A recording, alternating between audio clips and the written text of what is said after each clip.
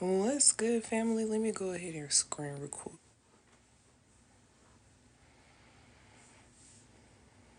What's good, family? Let me go ahead and screen record. What's good, family? Let me go ahead and screen record. I just wanted to go live on TikTok to deliver this message. I don't think it's gonna take too long for me to get it out. Thank you, Trustament. Thank you, Aaron. Thank y'all so much for joining the live. But this gonna be a little bit of a Monday motivation. Insights that I got after spending time with God over the weekend. I'm gonna let you guys know I'm not a pastor. I'm not a preacher. I'm just somebody that love God, feel like God love me. Gotten a lot of insights that I've applied to my own life to help me immensely. And hopefully something about this will bless you, or at the very least make you smile. If it does, connect with me on YouTube. Renee Being Family has a link in our description on our page where we often share elevated perspectives on current events and different things that we put out with the hopes of blessing you guys, or at the very least making you smile, especially on Mondays like this. Let me know how you doing though. Let me know how everything's going so far on this morning. This could be a testament for how the rest of your week gonna be. I appreciate y'all clicking in and joining live. Just share it with the people connected to you, and maybe it'll bless them or something. So the first thing that the Lord want me to go into with you is the different types of tests and trials, specifically the ones where the answers are not listed in the answer selection. So the first time that I experienced this was in school settings when we had different assignments and assessments, and we had to use our common sense more so than our cognizance. Okay, so it was not visibly available. Speaking of the answer, we had to go off of what we knew better, right? So say you have a question and the answer is blue, but all they have is red, purple, pink, and yellow. You're going to have to say no. Neither one of those suffice. Neither one of those are correct. And when it comes to different trials, the way the Lord brought this down to me was whenever we are starting a new service, they usually give us the option of utilizing it for a little bit of time to see if it is something that we'll actually benefit from, something that we'll actually find value in. And the Lord said that He gives us trials and tests to see if we can really function in certain situations, and to also show us the way I'm getting it right now is like we don't really want what we want. You know what I'm saying? So God will give us a trial period. He'll make sure that we really, really going to take care of the responsibilities associated with the blessings that we are praying for. And next, I have listed the difference between a child of God and a chosen one. And these are things that started coming to me on the 25th, I believe. So the difference between a child of God and a chosen one is child of God is somebody that can be inherited into the kingdom of heaven. You don't actually have to like grow up a Christian. You don't have to actually grow up Catholic to be a child of God. You don't even really got to be a Bible thumper for God to take you on and be like, yo, you mine. That's one of mine right there. Like they belong to me. You feel me? Whenever he start talking to you about Jesus, start introducing you to Mother Mary, and start giving you insight on the universe and on Mother Earth and on all different type of stuff, that's the insight that you are actually his child. When he start teaching you and telling you, and he start chastising you, like correcting you when you do stuff wrong. Because some people out here messing up. Some people out here making a lot of dumb decisions, living recklessly and things like that, and they don't get corrected. You know what I'm saying? But if God sends you somebody, or he correcting you intellectually or intuitively, that's because you his child. He care about you. And the chosen ones are born that way. You feel me? And it's kind of like the same thing. You ain't got to be a Christian. You ain't got to be Catholic. You ain't got to be a Bible thumper or a holy roller to be a chosen one. Chosen ones are part of the, what you say, 144,000? You know what I'm saying? Holy Spirit, like, it's giving, like, they soldiers, you know? I'm a soldier in the army of the Lord. I'm a soldier in the army. So, The Lord just said, many are called and not chosen. And the concept is like, oftentimes when people get called from God, they don't be ready. Sometimes when God start calling people, they phone be cut off, the connection is cut off. When God start calling people, you know what I'm saying? They don't talk right, they don't listen. You know what I'm saying? Whatever arrangements that are made, they don't hold up their end of the bargain, so they can't be chosen. You feel me? I feel like there are certain preliminaries to be a chosen one. There are certain standards that need to be implemented in order to be a chosen one. I feel like a chosen one is somebody put in position. You feel me? I'm going to just move on. It says, you are the perfect parent for your children. Kids can be wild. Okay? The Lord wants you to know that despite of how things went previously, despite how you were perceived in the past, despite how, you feel like things should be or could be, the Lord wants you to know on this here Monday morning that you are the perfect parent for your children. Kids can be wild. And when I documented this, what the Lord was showing me was a person like having to be a little harsh with their kids, a person having to protect their own peace with their kids, a person having to be like, you know how we tell kids, yo, you need to grow up. Like someone had to grow up in the ways that they handle their kids so their children wouldn't manipulate them. So their children wouldn't like overstep boundaries and like abuse them and all that, you know what I'm saying? And the Lord wanted you to know, like, it's you gotta discipline your children. You gotta like give them space to work out situations on their own. You gotta like protecting your peace and like having to step away from certain situations does not mean that you don't care about your kids. And maybe somebody said something. Maybe somebody has been saying something about the way you raise your kids or whatever, but God gets the final say. What God says that matter. You know what I'm saying? People, it don't really matter how people perceive certain things. Like if you're doing something that you know is illegal and inappropriate, then so be it. And shout out to those of you who can actually see my lace.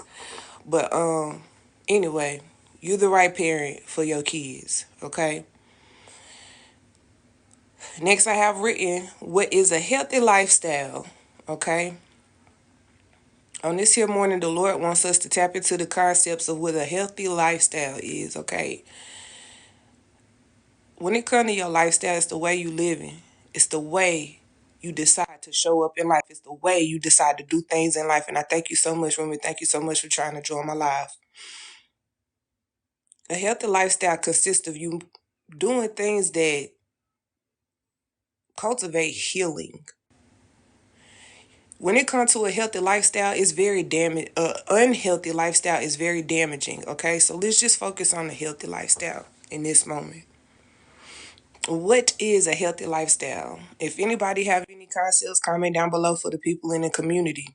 I see people tuning in and chiming in. You guys may be from different parts of the country. You guys may be from different countries, and your perception on what a healthy lifestyle is maybe a little bit different from mine and what people are connected to me are used to. So if you have insight on what a healthy lifestyle is, leave that down below.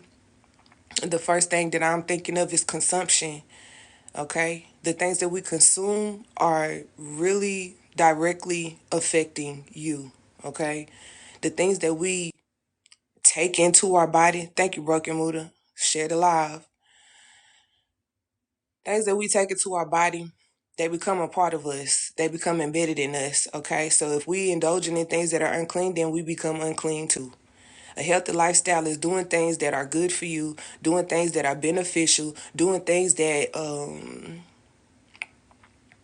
are rooted in love, doing things that bring happiness, joy, restoration, things that don't cause trouble. You know what I'm saying? An unhealthy lifestyle is going to kill, steal, and destroy things from you. Because listed here under here, I have what is an unhealthy lifestyle. That's something that's going to be rooted in the devil. It's going to kill, steal, and destroy things in your life, in yourself. When you live an unhealthy lifestyle, it's going to make you sick. You're going to be sick and tired when you live in an unhealthy lifestyle. You know, next I have listed here when the mask falls off like a press-on nail, don't look worried. It's truly okay. You're a superstar. Just keep shining. So when the mask falls off, meaning whatever perception you're holding, saying you're walking in all cool and smooth and you trip on your shoelace. You feel me? That you walking all smooth and cool outside and the bird poop on your shoulder. You feel me? You walking all cool and smooth and you talking to your friend, all of a sudden you gleed a little bit under your tongue, and they like, say it, don't spray it, dang. You feel me?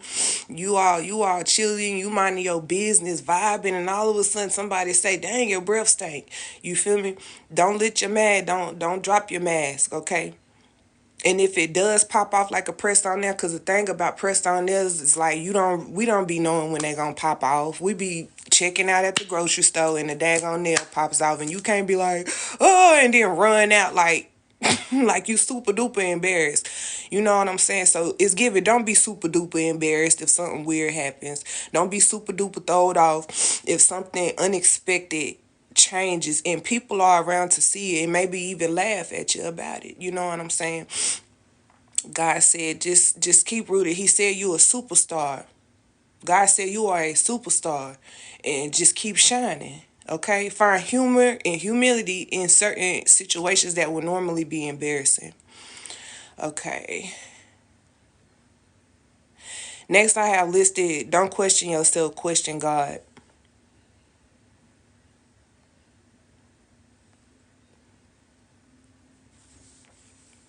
Don't question yourself. Question God. Okay? Some people connected to me need to be finding their confidence in the Lord. They need to have their confidence rooted in the Lord. They don't need to be having anxiety. They don't need to be anxious about anything. You can just talk to God about it. Don't be questioning yourself. What if this happens and what if that happens and how am I supposed to do this and who's going to do that and I'm supposed to do this and I got to do all of that and I have to do this and call that person. Ask God the questions. Okay. I don't know. I feel like if I knew your person's situation personally, like maybe reach out to me if you need someone to talk to and you need some perspective. Okay. So next I have put your clearances in the corners of the store. So if you are a store owner or business owner, this is something that I got after going to Target. Because I was like, they really need to utilize the corners of the store a little bit more. I feel like the same is for other stores like Walmart, Gabe's, any department store that has a big selection of stuff. I feel like they should start putting the clearance section in the corners to direct traffic in those areas and to also give us a general concept of where we can find those items because they seem to be a little bit like ducked off, and maybe that's intentional. Next, I have when we depreciate someone, that means we spent too much focus on them and give it to God. Okay. So whenever you start depreciating a person, which is the opposite of appreciating a person, whenever you start looking at a person like, ugh, get out of here, then that means you have spent a little bit too much focus on them. Whenever you start talking junk about a person, whenever you start ripping a person apart, whenever you start pointing out all of their shortcomings, that means you have spent way too much time focusing on another person because nobody is a perfect person. We all have areas of correction. Although we could be the epitome of perfection in some people's books, we should not be focusing on another person to the point where we start not seeing value in them because ain't none of like excuse my language, but we all ain't shit. You feel me? And in somebody's book, we ain't shit. You feel me? So don't be focusing on another person so much to the point where you feel like you comfortable talking junk about them. With that said, I know you like to think yo don't stink, but look a little bit closer. See, roses really smell like some roses. I don't know. This rose don't smell like boo. This rose smell like vanilla right here. This rose smell like number 9. What's that perfume? Anyway, so next I have listed a jack of all trades but a master of none. All right. This come from characters that pride themselves, and after pride comes a great fall. Pride themselves on being able to do a lot of different things. Like, bro, I can I can fix cars. I can train dogs. I can also cut grass. I do this the best. I do that the best. But you are a master of none, meaning you are not at a place where you can help anybody learn a skill. You are not certified in the area. You have been just going from one task to the next, picking up information pretty much.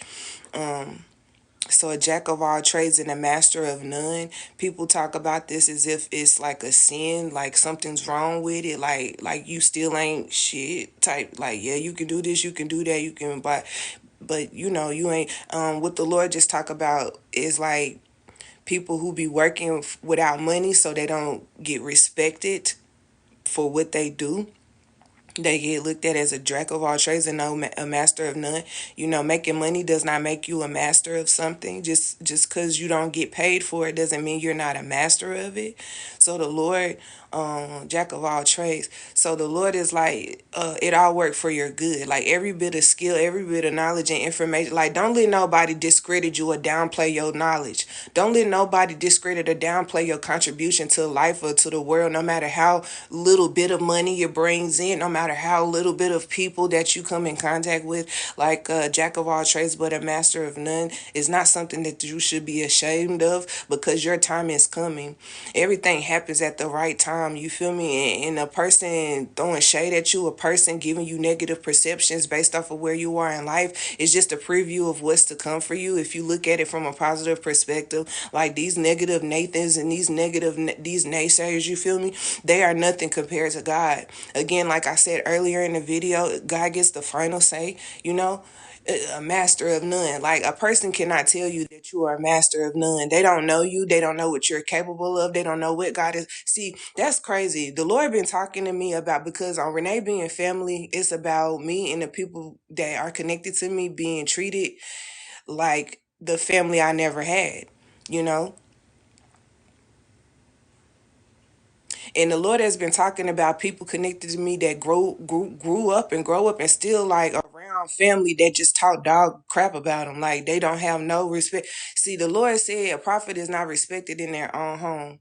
And this might be a little jumbled up right now because I winded down the message. So it's just going to be for the people that pop in. If it resonates, like it, share it or whatever. But you were raised around people that don't respect you, they don't like you. Even when you were beautiful, they called you ugly. Even when you did well in school, they called you stupid. You know what I'm saying? Even when you were clean and kept, they called you ugly and dirty. You know what I'm saying? And it's just the devil. You feel me? And these be the main people saying like, yeah, you're a master of none. You know, like they be having little snake stuff, and it's rooted in envy. It's rooted in jealousy and resentment that they squandered away their youth. It's rooted in like maybe they see some of their procrastination in you and they don't want you to go down the same path of resentment that they went through. So they want to like shock you out of whatever you're doing. They make like a lot of times when our elders see us too comfortable, they want to put some fire up under us. So they'll say little things to kind of get our attention, to kind of get us out of our wits. But I pray that throughout anything that you maybe experience, you still feel the love of God. You still see the love of God abounding in your life, no matter what. And last here, I have homeless millionaires. Thank you, Muhammad, for trying to join the live. Share it with the people connected to you in the hopes of blessing them and making them smile. But last I have notated homeless millionaires. And when I got this concept, I was like, Lord, that's interesting, because you would think that if a person has multi-million or like over $1 million, that they would have a home, you know. But the Lord said that there are a lot of misfortunes that even people with immense amount of fortunes go through, pertaining to their livelihoods, their household, and stuff like that. And I don't know about you, but I've heard many stories about people in rich communities having to deal with house fires and catastrophic events like natural events, sinking homes, earthquakes, tornadoes and storms and things like that, and they end up being homeless because they don't have any real friends, they don't have any real family to take them in and stuff like that. So if you know anybody who is wealthy, or like if you feel intuitively connected to this, maybe pray for the millionaires of your nation. Pray for the multi-billionaires of your nation, because just because they have all that money don't mean all their problems are solved. Some of them boys is homeless. Some of them girls, them ladies, them women are sleeping on their friend's couch. I don't know what it is. Like the Lord, like mental. The Lord started talking about the mental illness of millionaires, the multi illness of people who have immense fortune. God said they don't even get to enjoy the money because they're sick in some kind of way, So pray for them, pray for the homeless. Like, and again, not again, but maybe it is a reiteration of something the Lord said to you previously, but never look down on a homeless person. Never see somebody homeless, downtrodden, and looking dirty and think, oh, they're not worth anything, or, they're a nobody or whatever.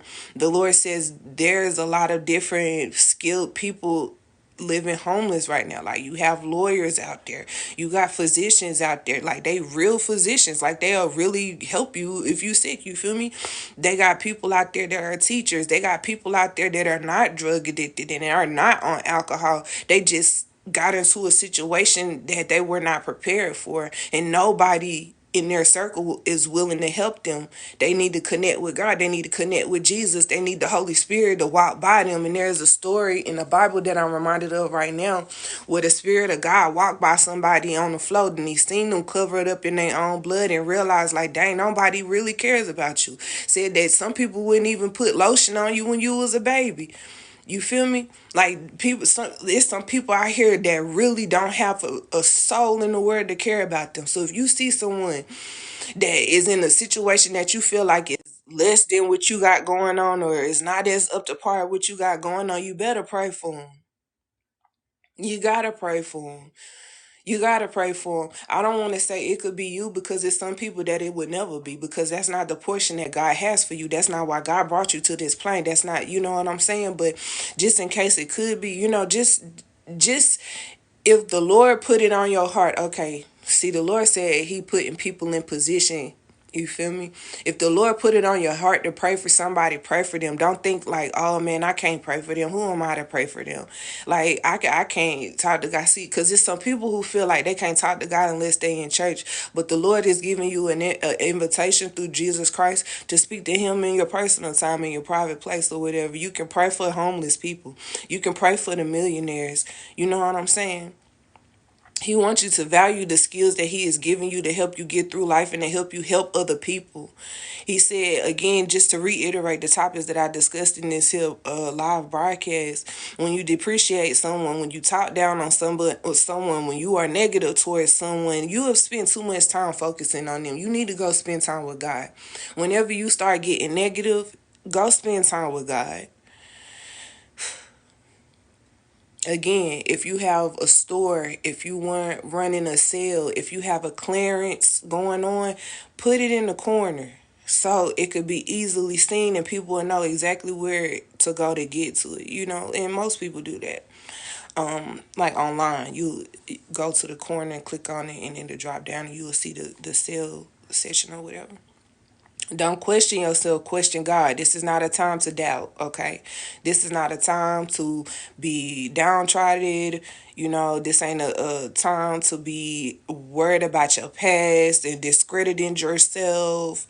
This is a time for you to go to God, okay? When that mask falls off like a press-on nail, just keep on shining. You're a superstar. Don't be embarrassed in this season about not a thing, not a thing. Use humor. Like, you gonna find humor in these situations, man. When you realize ain't nobody perfect, everybody done tripped at some point in time. Everybody booty done itched at some point in time. Everybody done burped by mistake. Everybody done had a booger that nobody did told them about it. You'll chill out. You'll be like, man, I ain't gotta worry. You probably won't, man. Ooh, it feel like freedom, man. It feel like God about to set you free, like mentally free, man. You about to get some. I usually say F it in your system. You know, you really about to be unbothered, and you probably already been like. And I thank you, I thank you because we need some people that really just don't reciprocate negative energy. We need some people that can really rise above negative energy so it will stop permeating the atmosphere, so it will stop echoing in our neighborhoods and all of that weird stuff.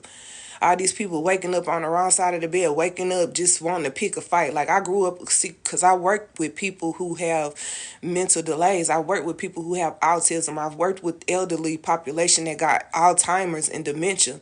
So I know how mentally like vexing it can be to wake up with these really strong feelings and things like that, and you don't have a relationship with God. You don't know how to cast your cares. You don't know how to release.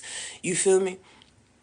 You don't have an outlet. You know what I'm saying? So I be in position to kind of diffuse them situations.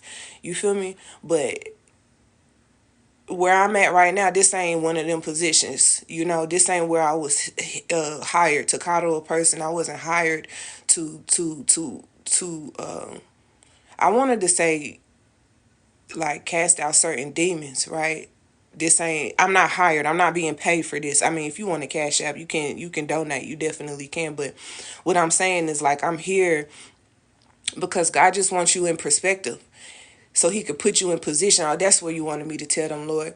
So don't be doubting your abilities with God. Don't be doubting your connection with God. God can use you just like he used anything else.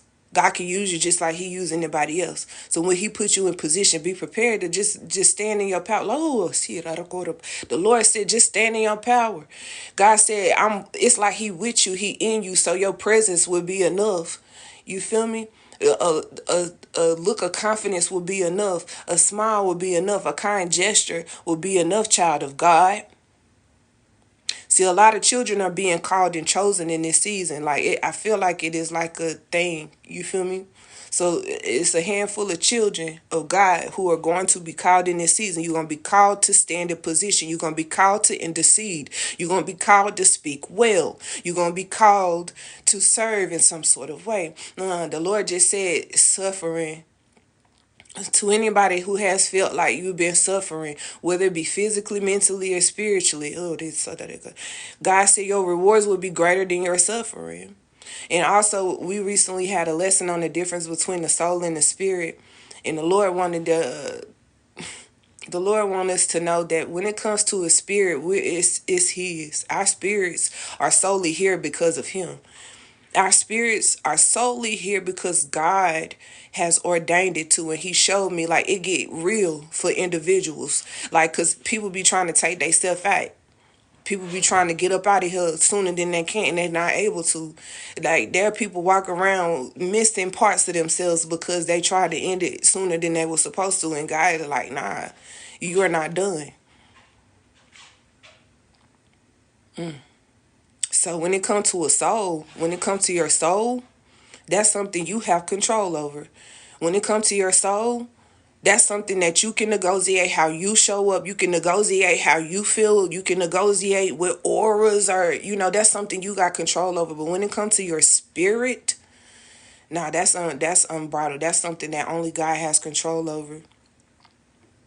So protect your soul. You have control over your soul. You have the ability to connect with God. You have the ability to decide on certain things and it shows up into your reality. You have power in your words. You have creative abilities in your mind. Like some people out here don't even have to speak. It's some people that don't even have to speak. They have not that, and they still are able to create wonderful things for themselves and for the people that are connected to them. And I'm going to leave this message at this. Until next time, be blessed and at peace. And if you like more stuff like that, hey, Ozzy, if you like more stuff like this, connect with me on YouTube.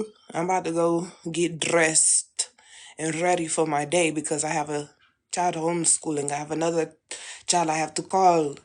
My credit card coming. I have things to do. And thank you for joining, Queen. I pray I'll be well with you. All right. So, again, be blessed and at peace. I'm gonna put this up on a replay for YouTube, so anybody who missed it, you can go in and take notes. I'm looking at a different phone where I had notated all the topics, just to make sure that I stay connected. And again, I've been doing this for a few years, so go vibe, go binge, and yeah. Thank you again for tuning in. Okay. Bye.